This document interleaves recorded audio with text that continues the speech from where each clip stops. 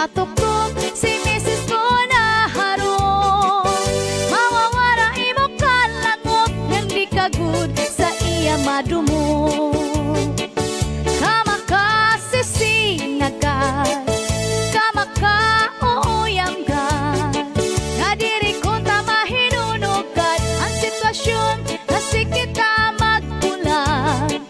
Kaya hala pag-ibaha, bisara ko magpadara para maibahig ang natong pag-asawa.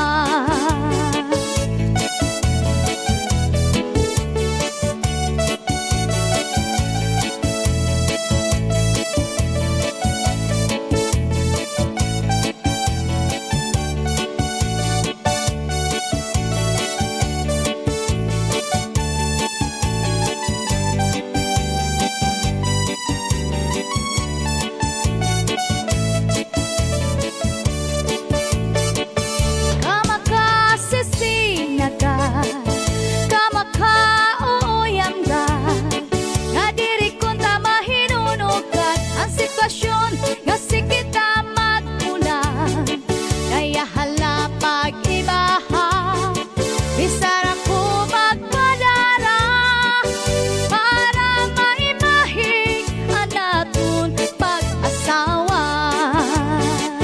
Di ka ba pa dinalalangon sa asawa mo nga pirmila na musto? Di man la sa imo humangkot, bisan ka hinahagkot sa dagat magkulong. Bisan gadangin san imhamot, kung natuktok si Mrs. ko na harong. Mawawara imo kalangot, nga di kagud sa iya